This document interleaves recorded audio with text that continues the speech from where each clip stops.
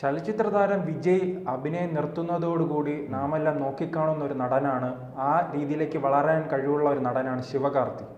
ശിവകാർത്തികിന്റെ പുതിയ സിനിമ അമരൻ വലിയ രീതിയിൽ തന്നെ തിയേറ്ററുകളിൽ ഓടുകയാണ്. കാശ്മീരുമായി ബന്ധപ്പെട്ട അന്ന് ഒരു അറ്റാക്ക് ഉണ്ടായിട്ടുണ്ട്, സൈനികന്റെ ജീവിത കഥ പറയുന്നത്. അതെ, അമരൻ. പക്ഷെ ആ സിനിമ ഓടുന്ന തിയേറ്ററിനെതിരെ ഒരു ആക്രമണം ഉണ്ടായിട്ടുണ്ട്. അതെന്താ കാര്യം, എന്താണ്? അത് ആ സിനിമയിൽ കശ്മീരികളെ മോശമായി ചിത്രീകരിക്കുന്നു എന്ന് പറഞ്ഞ് സുഡാപ്പികൾ തിയേറ്ററിൽ ബോംബെറിഞ്ഞു. സാധാരണ നമ്മൾ ഈ തമിഴ്നാട്ടിലെ സിനിമകളിലെ തിയേറ്ററിലൊക്കെ നമ്മൾ കാണുന്നത്, ഈ ഇടയ്ക്ക് രജനീകാന്തിൻ്റെ ജയിലറൊക്കെ വന്നുള്ള സമയത്ത് തിയേറ്ററിനകത്ത് പടക്കം പൊട്ടിക്കുന്ന സീനൊക്കെ ഞാൻ കണ്ടിട്ടുണ്ട്. പക്ഷേ ഇപ്പോൾ ആന്ധ്രയിലും ഉണ്ട്. സൽമാൻ ഖാൻ്റെ പല പടക്കങ്ങൾക്കും സിനിമ തിയേറ്ററിനകത്ത് പടക്കം പൊട്ടിക്കുന്നത് നമ്മൾ കണ്ടിട്ടുണ്ട്.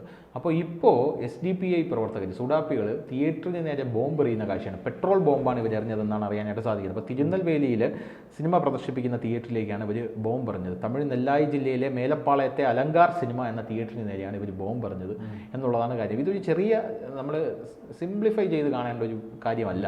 കാരണം തമിഴ്നാട്ടിൽ ഇപ്പോഴും A ക്ലാസും B ക്ലാസും C ക്ലാസും തിയേറ്ററുകളുണ്ട്.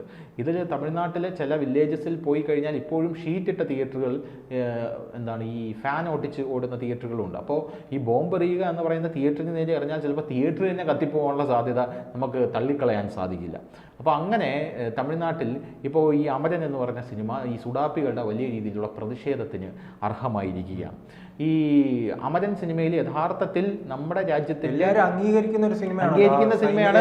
നമ്മുടെ രാജ്യത്തിൻ്റെ യശസ് ഉയർത്തിയ മേജർ M മുകുന്ദിൻ്റെ കഥ പറയുന്ന സിനിമയാണ്. അദ്ദേഹം എങ്ങനെയാണ് വീരമൃത്യു വരിച്ചത് എന്ന് പറയുന്ന സിനിമയാണ്. M മുകുന്ദ് എങ്ങനെയാണ് മരിച്ചത്? അദ്ദേഹത്തിന് ബുള്ളറ്റ് കൊള്ളുകയാണ്, അവസാനം വെടി കൊള്ളുകയാണ്. വെടി കൊണ്ടിട്ട് പോലും അദ്ദേഹം തൻ്റെ പ്രതിയോഗികൾക്ക് നേരെ. തമിഴ്നാട് സ്വദേശിയായിരുന്നു. അതെ അതെ. കേരളത്തിലാണ്, കോഴിക്കോടാണ് പഠിച്ചത്. അദ്ദേഹത്തിന്റെ ഭാര്യ പത്തനംതിട്ട. അതെ അതെ അതെ അതെ അതെ. അപ്പോൾ വെടി കൊണ്ടിട്ടും അദ്ദേഹം തൻ്റെ പ്രതിയോഗികളെ മുഴുവൻ കൊന്നു കഴിഞ്ഞ ശേഷം അദ്ദേഹം അറിയുന്നില്ല വെടി കൊണ്ടെന്ന്. അതിനുശേഷം അദ്ദേഹം കുഴഞ്ഞു വീഴുമ്പോഴാണ് മനസ്സിലാവുന്നത് അദ്ദേഹത്തിന് വെടി കൊണ്ടിരുന്നു എന്നുള്ള കാര്യം. അപ്പോൾ അത്രയ്ക്കും വലിയ ധീര സൈനികനായിരുന്നു മേജർ മുകുന്ദ് എന്ന് പറയുന്ന വ്യക്തിത്വം എന്ന് പറയുന്നത്. അപ്പോൾ അദ്ദേഹത്തിൻ്റെ ഒരു ബയോഗ്രഫി ഒരു സിനിമയായിട്ട് വന്നപ്പോൾ അതിവിടെയുള്ള മതമൗലികവാദികളെ മുഴുവനും ചൊടിപ്പിച്ചിരിക്കുകയാണ്. അപ്പോൾ മനസ്സിലായല്ലോ ആരാണ് പട്ടാളത്തിനെതിരെ പ്രവർത്തിക്കുന്നത് എന്നുള്ള കാര്യം. ഈ സിനിമ മാത്രമല്ല, ശ്രീതെടുത്ത് നോക്കൂ, തുപ്പാക്കി എന്ന് പറയുന്ന നമ്മുടെ വിജയുടെ ഒരു സിനിമയുണ്ട്. ഈ ശിവകാർത്തികേയന് ബാറ്റൻ കൈമാറുന്നതും വിജയ് തുപ്പാക്കിയെ പുടിങ്ക ശിവ എന്ന് പറഞ്ഞിട്ടാണ് കൊടുക്കുന്നത്.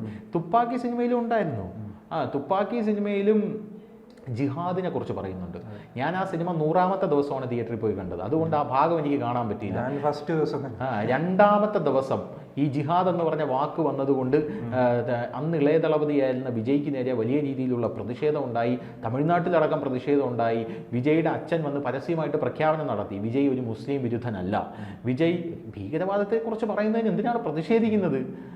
ഭീകരവാദികളെക്കുറിച്ചാണ് സിനിമ എടുത്തിരിക്കുന്നത്. ആവിഷ്കാര സ്വാതന്ത്ര്യം പറയുന്നത് ഇവർ തന്നെയാണ്.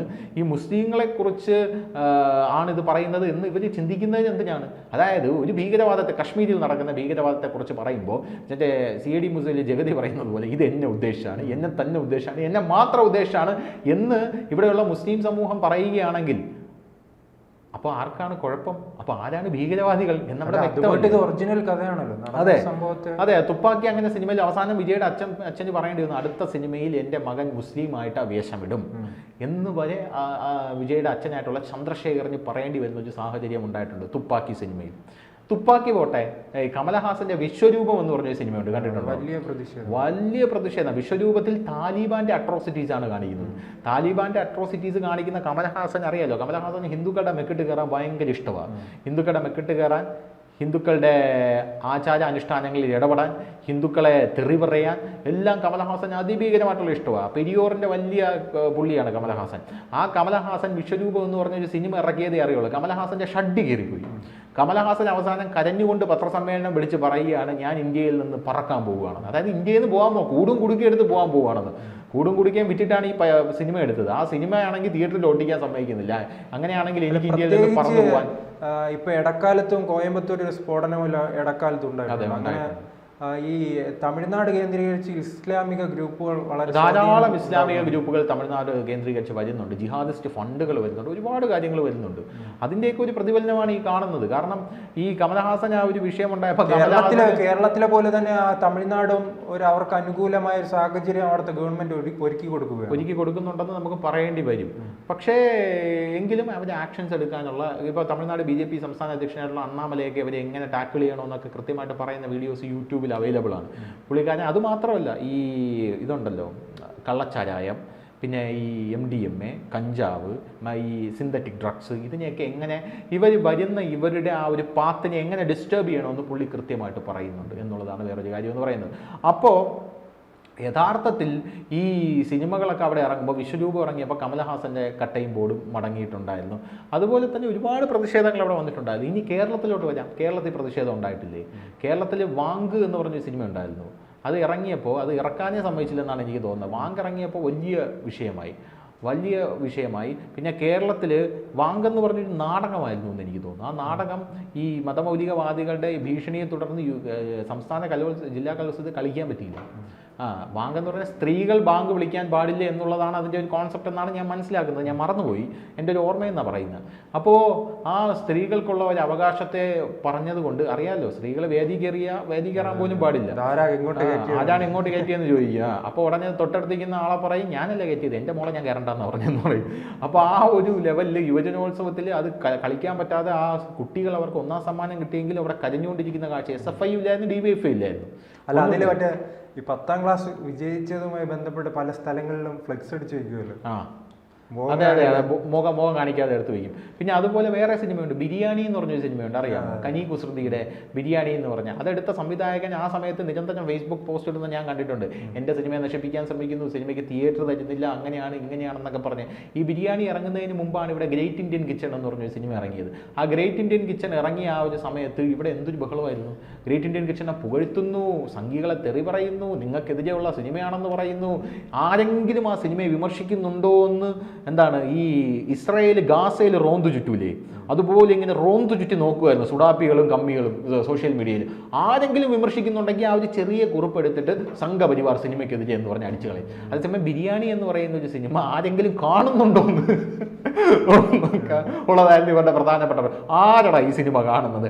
ആരെങ്കിലും കാണുന്നുണ്ടെങ്കിൽ നിന്റെയൊക്കെ കൈയും കാലും അടിച്ചൊടിക്കുന്ന രീതിയിലായിരുന്നു ഇവിടെയുള്ള SFIയും DYFIയും സുഡാപ്പികളും എല്ലാം കൂടെ ഒരുമിച്ച് നിന്നായിരുന്നു ഈ സിനിമ എതിർത്തുകൊണ്ടിരുന്നത്. അങ്ങനെ ഒരു വിഷയം ഇതിനകത്ത് അതിഭീകരമായിട്ടുണ്ടായിരുന്നു. അപ്പോൾ അതൊക്കെ വെച്ച് നോക്കുകയാണെങ്കിൽ അമരനെതിരെ നടന്നത് എന്താണ്, കമലഹാസന്റെ വന്ന ദുർഗതിയൊക്കെ വെച്ച് നോക്കുകയാണെങ്കിൽ ഒന്നുമല്ല എന്ന് പറയും. ഇപ്പോൾ ബോംബല്ലേ എറിഞ്ഞുള്ളൂ. കമലഹാസനെ ഈ നാട്ടിൽ നിന്ന് ഓട്ടിക്കാൻ ശ്രമിച്ചതാണ്. കമലഹാസന്റെ കഴുത്ത് കണ്ടിച്ച് കളയുമെന്നൊരു പേടിച്ചൊരു സംഭവമാണ്. അപ്പോൾ ബൈക്കിലെത്തിയ 2 പേര് 3 കുപ്പി പെട്രോൾ ബോംബായിരുന്നു അവിടെ എറിഞ്ഞതെന്നാണ് അറിയാനായിട്ട് സാധിക്കുന്നത്. SDPI ആ സിനിമ ഇവിടെ നിർത്തിവെക്കണമെന്ന് പറഞ്ഞ് പ്രതിഷേധിച്ചിരുന്നു. ഈ സിനിമയിൽ കശ്മീരികളെ മോശമായിട്ടാണ് ചിത്രീകരിക്കുന്നത്, അതുകൊണ്ട് ഈ സിനിമ ഇവിടെ നിർത്തിവെക്കണം. ഇവിടെ കശ്മീരികളെ മോശമായിട്ട് ചിത്രീകരിക്കുന്നത് പറഞ്ഞാൽ ഈ മേജർ രവിയുടെ ജനകീയ കോടതി അറിയാമല്ലോ, അതിൽ മേജർ രവിക്ക് ഓപ്പോസിറ്റ് ഇരിക്കുന്ന ആൾ വന്ന് മേജർ രവിയോട് ഭംഗ്യം തന്നെയാണ് ചോദിക്കുന്നുണ്ട്, സാറിൻ്റെ ഈ സിനിമയിലെ എല്ലാ ഭീകരവാദികളും മുസ്ലിംസാണ്, അതെന്താണ് സാർ അങ്ങനെയും ചോദിക്കുന്നുണ്ട്. അപ്പോൾ മേജർ രവിക്ക് അത് പറയാൻ നട്ടലില്ലാത്തത് കൊണ്ടാണെന്ന് അറിയില്ല. മേജർ രവി ഇങ്ങനെ പിടിക്കേണ്ടത് ഇങ്ങനെ വളഞ്ഞു മൂക്ക് പിടിക്കുന്നുണ്ട്. ഭീകരവാദം നടത്തുന്നത് മുസ്ലിം സമുദായത്തിൽപ്പെട്ട ആൾക്കാരാണ്, അത് തള്ളിപ്പറയേണ്ട ആരാണ്? ജമ്മു കാശ്മീരിൽ അതെ ഭീകരവാദം നടത്തുന്നു എന്ന് പറയാൻ പറ്റില്ലല്ലോ. അയാളുടെ എല്ലാ പശ്ചാത്തലം ജമ്മു കാശ്മീരാണ്. ഇപ്പോഴും അവിടെ ആക്രമണം നടന്നുകൊണ്ടിരിക്കുകയാണ്. നമ്മൾ അങ്ങനെയാണെങ്കിൽ ഇവരെന്തുകൊണ്ട് ചോദിക്കുന്നില്ല ഈ കൊല്ലപ്പെടുന്ന പട്ടാളക്കാർ ഹിന്ദുക്കളാണോ മുസ്ലിങ്ങളാണോ എന്ന് ഇവരെന്താ അന്വേഷിക്കാത്ത? ഇവർ ഭീകരവാദികൾ മുസ്ലിങ്ങളായ ഇവർക്ക് വലിയ പ്രശ്നമാണ്. കൊല്ലപ്പെടുന്ന പട്ടാളക്കാരുടെ ജാതി മതം എന്താ ഇവർ അന്വേഷിക്കാത്ത? അത് അന്വേഷിക്കില്ല. കൊല്ലപ്പെടുന്ന പട്ടാളക്കാർക്ക് ഒരു മതം മാത്രമേ ഉള്ളൂ. അതുപോലെ ഈ ഭീകരവാദികൾ എന്ന് പറയുന്ന ആൾക്കാർ കശ്മീരിൽ അവിടെ ചെന്നിട്ട് കശ്മീരിൽ ചെന്നിട്ട് അവിടെ ഭീകരവാദം നടത്തുന്ന ജൂതന്മാരാണെന്ന് പറയാൻ പറ്റുമോ? അങ്ങനെയല്ല. അവിടെ ലോക്കൽസ് ആയിട്ടുള്ള ആൾക്കാർ അടക്കം ഇതിന് സപ്പോർട്ട് കൊടുത്തുകൊണ്ട് ഈ കാര്യങ്ങൾ ചെയ്യുന്നുണ്ട്. അപ്പോൾ ഒരു സിനിമ എടുക്കുമ്പോൾ ഇവരാണല്ലോ ഏറ്റവും കൂടുതൽ ആവിഷ്കാര അഭിപ്രായ സ്വാതന്ത്ര്യം പറയുന്നത്. അതുകൊണ്ട് ഒരു സിനിമ എടുക്കുമ്പോൾ അതിൻ്റേതായിട്ടുള്ള രീതിയിൽ എടുക്കാനായിട്ട് പറ്റത്തുള്ളൂ. എന്തായാലും ആ സിനിമ വൻ വിജയമാണ്, ആ കാര്യത്തിൽ യാതൊരു സംശയമില്ല. ആ സിനിമ 275 കോടി, ഉടനെ തന്നെ 300 കോടി ക്ലബ്ബിൽ ആ സിനിമ കയറുമെന്നാണ്. സായി പല്ലവിയാണ് അതിൽ നായികയായിട്ട് അഭിനയിച്ചിരിക്കുന്നത്. എന്തായാലും ശിവകാർത്തികേയന്റെ സമയം ഇതോടുകൂടി തെളിയുമോ ഇല്ലയോ എന്നാണ് പല ആൾക്കാരും ഉറ്റുനോക്കുന്നത്. കൂടുതൽ വാർത്തകളും വിശേഷങ്ങളും നിങ്ങളിലേക്ക് എത്താൻ ABC മലയാളം സബ്സ്ക്രൈബ് ചെയ്യുക, ബെൽ ബട്ടണും അമർത്തുക.